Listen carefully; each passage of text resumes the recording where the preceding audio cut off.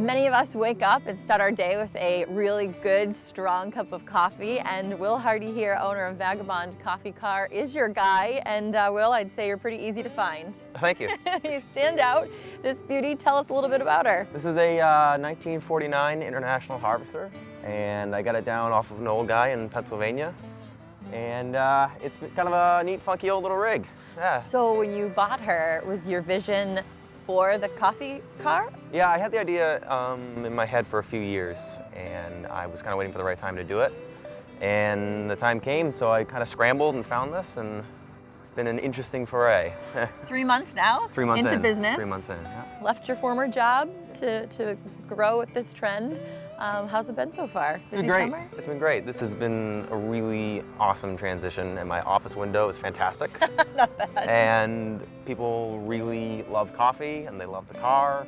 Conversation starter, I'm sure, too. It does, yeah. It catches attention, and they got to come over and they go, what is this? What's going on? Nitro cold brew is the future of iced coffee. And when you cold brew something, you're taking the coffee grounds and you are soaking them overnight in cold water. And when you do that, you are extracting the coffee instead of like just cooking it into submission. And when you do that, you get to keep all the oils and you keep all the sugars and twice as much caffeine per cup too. So you get a lot smoother, a lot bolder cup of coffee, and it really makes a higher quality cup. So that's cold brew, but then the next step is nitrogen. So for a person like me who's mobile, I need to take my coffee with me. I don't really have many facilities to make coffee. So what we do is we make it ahead of time. I'm partnered with Noble Coffee. They're out of Seacoast, New Hampshire, and they make Nitro cold brew. And after they make the cold brew, they keg it and they pressurize it with nitrogen. So behind my walls here, I got about 6 kegs full of coffee, and I just run it on a tap. It's run just like beer. If you've ever had like a Guinness or a Nitro Porter, the Nitro coffee kind of tastes the same. There's a head on it, it's creamy, it's smooth, it's bold. It's the future.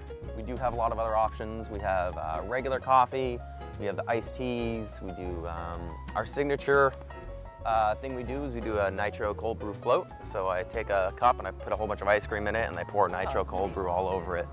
And it's pretty awesome, especially when it's hot out. A nice like cold brew float. And so what are you going to do for the winter time?